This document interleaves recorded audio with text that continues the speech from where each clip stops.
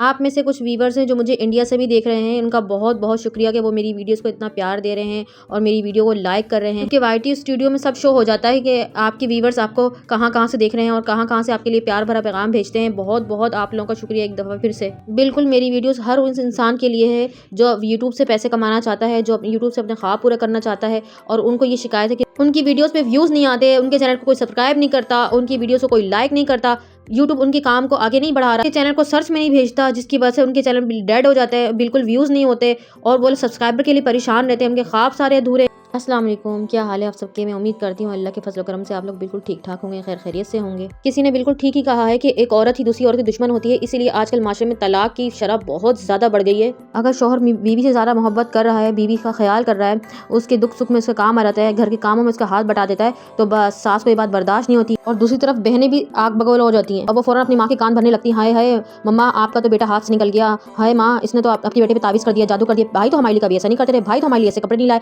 भाई तो कभी हमारे लिए ऐसी चीज़ नहीं लेकर आए। लेकिन वो नजर नहीं आता इन लोगों को कि वो जो लड़की जो अपना सारा घर संसार छोड़ के आई है आप लोगों के लिए, यहाँ पे सिर्फ और उसका कौन है, उसका शोहर ही है ना जो उससे मुखलिस मोहब्बत करता है। बाकी आप तो तंज ताने के तीर चलाते हैं, ऐसा कोई काम में आप लोगों से कोई काम में अच्छाई नजर नहीं आती, हर काम में आप लोग से कीड़े निकालते हैं। अगर शोहर उसे कोई हौसला अफजाई करते या उसके लिए कोई अच्छे से गिफ्ट ले आए या उसका कोई ख्याल करते तो ये बातें उनसे हजम ही नहीं होती। मैं सारी बहनों की बात नहीं करती, लेकिन मेजोरिटी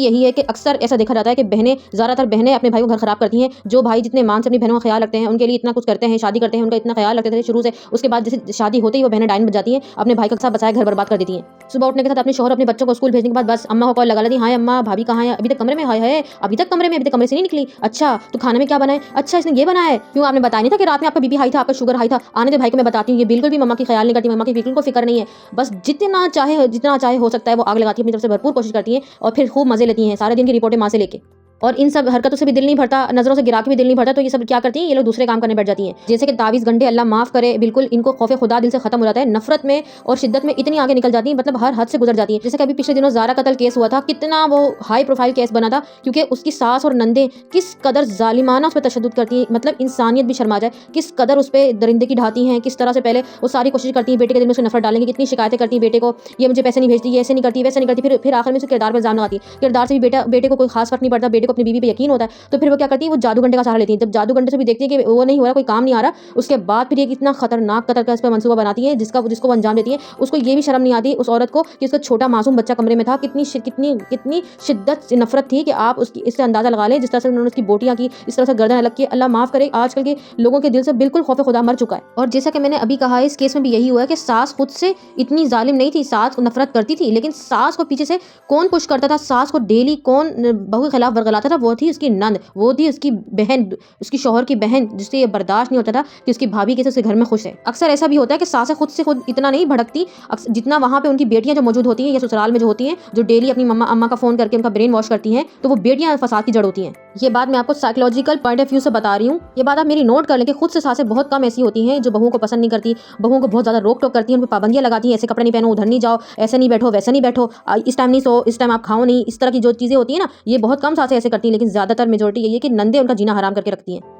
जैसी उनके घर में भाभी आती है तो बस उनको ऐसा लगता है कि बस हम आगे कोई हमारा गुलाम आ जाए, हम इस पे खुदाई कर लें, सारे हम जो है ना, न जाने कौन कौन से बचपन के सारे बदले हैं जो उनके साथ कभी ना अच्छा या बुरा कुछ हुआ होगा, तो वो सब अब बदले अपनी भाभी से लेती हैं। कभी सास अपनी बहू को बेटी समझ कर देखे, जिस तरह वो अपनी बेटियों की गलतियों को नजरअंदाज करती है, अपने बेटे से अपनी बेटी की गलतियां छुपाती है, उसके ऐबों पर पर्दा डालती है, इस तरह अपनी बहू को भी एक दफा सिर्फ ऐसा करके देखे, तो खुदा की कसम जो माशरे में जितने ये तलाक की शराब बढ़ रही है, जितने घर टूट रहे हैं, इतने दिल टूट रहे हैं, तो इससे बच जाए। हमने बेटियों का बच्चों का मजाक बना के रखा हुआ है, फिरौन बनी बैठी है, ये जो माएँ हैं ये फिरौन बनी बैठी हैं, और ये जो नंदे हैं, जो जेठानियां हैं, इनको कोई हया ही नहीं है, इनको खौफ खुदा ही नहीं है। भाई हम जिस पे जुल्म ढा रहे हैं, ये भी किसी का जिगर का टुकड़ा है, ये भी किसी का लगता है जिगर है, किसी के बाप ने इसको किस तरह 18-20 साल पाला है, अपने जिगर का खून दिया है इसको। बाप के दिल का चीर के तो देखो कि उसके लिए बेटी होती क्या है। 3 लफ्ज बोल के तुम उसकी जिंदगी का बेड़ा गर्क करके रख देते हो। ठीक है, इधर तुम फिरौन बने बैठे हो, इधर तुम खुदाई कर रहे हो, बेटी वाला बेचारा क्या करे, वो मजबूर है बाप, वो मिन्नतें भी करता है, वो तरले भी करता है, वो पगड़ी भी रखता है, तुम लोग के आगे हाथ भी जोड़ता है, लेकिन फिर भी तुम लोगों को रहम नहीं आता। वो माफिया भी मांगता है कि माफ कर दो, अब मेरी बेटी से कोई गलती होगी नहीं। बेटियां जलील करके रख दी है माशरे में, वो उनको नौकरानियां बना के रखा है। वो सास जिसकी खानदान में इज्जत कोई नहीं, कोई इसको अपनी तकरीब में नहीं बुलाता, कोई इसको मुंह नहीं लगाता, कोई शादियों में नहीं बुलाता,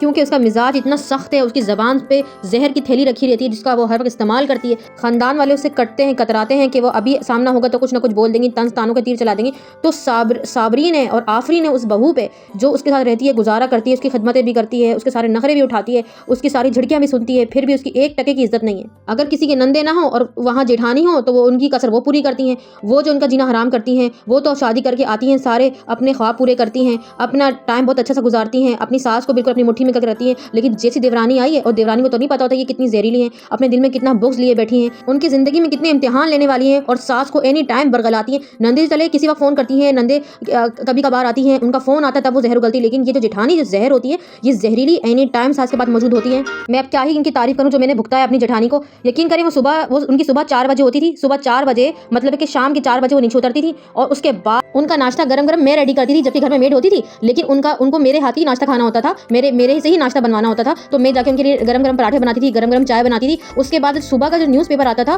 वो जो दिन ढल जाता है तो वो न्यूज़पेपर ढूंढ के लाके मैं भाभी के ट्रे में रख के उनको आगे पेश करती थी। उसके बाद फिर वो बैठ जाती थी, फुप्पी आज ऐसा हुआ, फुप्पी मतलब उनकी सास थी, वो उनकी फुप्पी थी, तो फुप्पी आज ऐसा हुआ वैसा हुआ, खानदान की बातें, चटनियाँ बनाना, और रात में इसका फोन आया था, वो ऐसे कर रही थी, उसने ऐसे किया, खानदान भर की सारी शिकायतें लगाना, और मुझे कहना जाओ आप तुम्हारा काम खत्म है, तुम अपने फ्लोर पे जाओ। मतलब कि आप सोच सकते हैं किस तरीके की कितनी घटिया तरीन उनकी सोच और कितनी घटिया तरीन हुक्मराना उनका अंदाज था। बस मेरी सास ने मेरे साथ वो नहीं किया जो जेठानी ने मेरे साथ जुल्म के पहाड़ तोड़े। बस मेरी हर सांस से उनके लिए बस बद्दुआ निकलती है। जो उन्होंने मेरे साथ किया, अल्लाह पाक उनको दुनिया में भी दिखाएगा और आखिरत में भी दिखाएगा। इतनी साजिशों की पोटली थी, इतनी साजिशों की फैक्ट्री थी। यकीन करें मेरी शादी हुई तो मेरी शादी के जितने मेरे नए जोड़े थे, माँ बाप कितनी हसरतों से, कितनी मन्नत और मुराद से अपनी बेटी के लिए, चाहे वो अमीर हो चाहे वो गरीब हो, लेकिन वो अपने माँ बाप अपनी बेटी को जो भी देते हैं वो कितने खुलूस से और कितनी मोहब्बत उसमें होती है। मेरे सारे जोड़े इन्होंने उठाकर गिफ्ट कर दिए इस बहाने से कि यार अभी उनकी शादी है, अभी उनकी बेटी की बर्थडे है, अभी हमने उनको देना है, उनको लेना है। इस तरीके से इन्होंने बहाने से मेरे से कभी 5 सूट लिए, कभी 4 सूट लिए, इस तरह करके इन्होंने मेरे को सारे सूट जो अनस्टिच सूट थे वो सारे इन्होंने गिफ्ट कर दिए लोगों को। और मेरी शादी में जितनी भी सलामी मिली हमें बहुत अच्छी मोटी रकम सलामी मिली थी,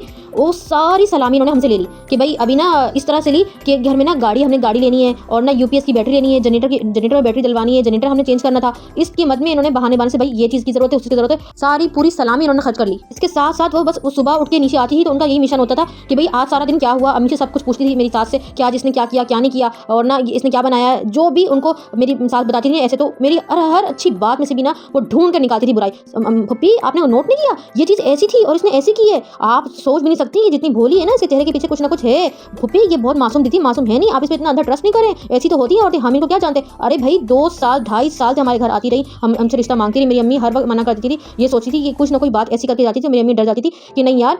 कि ना ये हमें ये ऐसी बातें क्यों करके जाती है, जिसका दिल काला होता है ना उस तरह की बातें करके जाता है। लेकिन वो फिर किस तरह से मिन्नतें तरले करती रही, 2 साल तक मेरे रिश्ता मांगती रही, और इतनी मिन्नतें समाजत करने के बाद मेरे मम्मा बाबा ने यहाँ शादी कर दी कि चलो इतनी वो कर रही है, कोई बात नहीं, जबान की तेज़ है, दिल की तो अच्छी होंगी ना, जब भी तो इतना है ना, इतने अरसे से हमारे पीछे पड़ी नहीं है, चलो कोई बात नहीं, कोई मसला नहीं है, अल्लाह पाक इनको हिदायत देगा। और मेरी बेटी के हमारे अखलाक ऐसे हैं, तो हमारे अखलाक से मुतासिर हुई थी कि ये इतने शरीफ और इतने अच्छे लोग हैं, चलो हम जो है ना इसकी बेटी को बहुत जुल्म करेंगे, दबा के रखेंगे, उसके बाद थोड़े अरसे बाद ना इतनी आग लगाएंगे, इसका तो रिश्ता खत्म करा देंगे, फिर तो मेरा देवर होगा मेरे कंट्रोल में, उसकी सारी कमाई मैं खाऊंगा। इतनी कोई मेंटली तौर पे डिस्टर्ब खातून है वो, इतनी कोई पागल है। यकीन करें मैं अगर वो बैठी रहती थी, चटनियाँ बनाती थी, दूसरों की बुराई करती रहती थी कि उसने ऐसे करा, उसने ऐसे करा, सबकी हर किसी की गिबत करना, उसमें हर किसी में फॉल्ट निकालना। और उनके जो करीबी रिलेटिव होते थे, करीबी दोस्त होते थे, वो उससे इतनी दिल जान जिगर करके मिल रही होती थी। और मैं भी बड़ी होती थी कि चले किसी से तो ये मोहब्बत करती है, लेकिन जैसी उनकी जाने की देर होती थी, हाय हाय ये कैसे था ना, हाय हाय इसने ऐसे बोला, अल्लाह पुप्पी देखें इसने ना ये बात ऐसी की, इसका मतलब इसके दिल में चोर है, इस तरह की वो हरकतें। मैं हैरान परेशान दंग हो जाती थी कि यार एक पल में हालात बदल के, जज्बात बदल के, जिंदगी बदल गई। इस शख्स को तो पता ही नहीं है, ये इसकी फ्रेंड को तो पता नहीं है, इतनी मोहब्बत, इतने सारे गिफ्ट, इतनी सारी चीज़ें के लिए लेकर आई, इतनी जान झड़क रही है, इसको नहीं पता कि किस तरह से नफरत कर रही है, किस तरह से इसके लिए दिल में बुग़्ज़ रखती है, किस तरह से कितनी इसकी बुराइयां कर रही है, कितनी इससे नफरत करती है ये। और उसके बाद मैं खामोश होकर उनकी बातें सुनती रही, या मैं अपने कामों में लग रही थी, तो फिर इनको ये भी बर्दाश्त नहीं होता था। मेरे हस्बैंड शाम में आते शिकायत करती थी, हाय हाय ये तो घुन्नी है, ये तो हमारे साथ मिलना ही पसंद नहीं करती, ये तो खामोश रहती है, तो जवाब ही नहीं देती। अरे भाई आप ग़ीबत कर रही हो, किसी की बुराई कर रही है, मैं किसी की बुराई कैसे कर सकती हूँ, मैं किसी को क्या जानती हूँ, मैं जिनको जानती नहीं मैं उसके बारे में कैसे अपने मुँह से अल्फाज निकालूँ। नहीं भाई तुम तो हमारे साथ हमारे दिल में बुग़्ज़ रखती हो, तुम हमारे साथ ना मिलना जुलना पसंद नहीं करती हो, हमारे साथ सही से बात नहीं करती हो। अरे मैं क्या आपके साथ बात करूँ, आप जो ज़माने भर की चटनियाँ बना रही हो, दूसरों को बुराइयाँ कर रही हो, मैं किसी को नहीं जानती, तो मैं कैसे उसके बारे में कमेंट्स कोई पास कर दूँ। मतलब पागलपन की कोई इंतहा नहीं थी उस औरत। इतना मैल दूसरों के दिल में, इतना दूसरों के लिए दिल में बुग़्ज़ रखना, हसद रखना। और कोई जैसे हमारे दरवाजे पे आ जाता था, या कोई ऐसी खातून या कोई भी इनसे ऐसे रिलेटिव जो थोड़े से फाइनेंशियल तौर पे कम होते थे, इनसे उनको देख के तो ऐसे मुंह बनाती थी, ऐसे उनसे करती थी। इस तरह मेरी शादी में ना कोई इनकी रिलेटिव आई होंगी और वो इनके थोड़े से ना क्लास में मैच नहीं खाती थी, तो वो सामने खड़ी हुई थी, ये भी वेलकम कर रही थी सबका। तो वो आई सामने से ना, उन्होंने इनसे हाथ मिलाया, सलाम किया। तो इन्होंने जब सलाम किया तो उन्होंने मुंह दर कर लिया। तो उस बेचारी ने हाथ आगे बढ़ाया, तो इन्होंने अपना हाथ बिल्कुल समेट के साड़ी के अंदर कर लिया कि मतलब मैं हाथ भी आगे नहीं बढ़ाना चाहती। फिर जब उनको देखा कि वो सब उनको नोट कर देख रहे हैं, तो फौरन वहाँ से कट ली, निकल ली। और ये सब चीज़ें इनकी वीडियो में रिकॉर्ड हो गई। जैसे फिर शादी की वीडियो जब बनी तो सबने इनकी हरकत देखी, तो हम लोग हैरान हो गए कि ये किस तरीके से, मतलब इनकी सोच कितनी गलत है, कितनी वो है कि आप दूसरों को इतना इतना छोटा समझते, इतना नीचा कि उससे हाथ मिलाना भी पसंद नहीं करते। मेरे तो दिल से ऐसे लोगों के लिए यही दुआ है कि अल्लाह पाक इनके लिए ना शीशे की जहन्नुम बनाए, और शीशे की जहन्नुम बना के ना ज़मीन और आसमान के बीच में इनकी जहन्नुम को लटकाए और उसको ऐसी जहन्नुम में डाले ताकि ये इनका हशर ये जले या भुने, इनके जो भी हाल हो ना जहन्नुम में, वो लोगों के लिए इबरत बने, लोग इनको अपनी आंखों से देखें। जिस तरह से ये लोग दूसरों की जिंदगी को अजाब बनाते हैं, बर्बाद करते हैं, अल्लाह पाक इन लोगों को भी इबरतनाक अंजाम पे पहुंचाए। अब बात कर लेते हैं आपकी जिंदगी की, आपकी खुशियों की, आपकी उम्मीदों की, कि जो लोग भी यूट्यूब से बहुत सारी अर्निंग करना चाहते हैं, वो लोग रातों रात घंटों में वायरल होना चाहते हैं, तो उनको चाहिए कि वो मेरे चैनल पे आए, मेरी वीडियो कमेंट बॉक्स में चैनल का नाम लिखे, जिससे मैं, मेरी टीम और यूट्यूब आपके चैनल को तेजी के साथ पल भर में पूरी दुनिया में वायरल करेगा। जिसके लिए आपने सिर्फ मेरे कमेंट्स बॉक्स में आके अपने चैनल का नाम लिखना, लिंक शेयर नहीं करना। इसका दूसरा स्टेप ये है कि आपने मेरी वीडियोस को लाइक करना है, मेरे चैनल को सब्सक्राइब करना है। हमारी वीडियो के कमेंट्स बॉक्स में जितने लोग जुड़ेंगे, जितने लोग चैनल का नाम लिखेंगे अपने आके, तो इस तरह से आप लोग के चैनल के नाम पूरी दुनिया तक फैलेंगे। आपको उनके चैनल के नाम और उनको आपके चैनल के नाम पता चलेंगे। इस तरह आपका चैनल पल भर में पूरी दुनिया में वायरल हो जाएगा। बस ये 2 स्टेप है जो मैंने आपको शॉर्ट में बताया। अगर आपको हमारी टीम से जुड़ना है और अपना चैनल वायरल करना है, तो आप जाके मेरी वीडियोस को देखें जो मैंने स्टार्टिंग में बनाई है, 2-3 वीडियोस को, आपको पूरी बात अच्छी तरह समझ में आ जाएगी। इसके अलावा भी अगर आपको कुछ भी समझ में नहीं आ रहा तो आके मुझसे कमेंट बॉक्स में पूछ सकते हैं, मैं जरूर आपको रिप्लाई करूंगी। अब हो गया आपसे वक्त विदा लेने का। अपना बहुत सारा ख्याल रखिएगा और मुझे अपनी दुआओं में याद रखिएगा। अल्लाह हाफिज जी।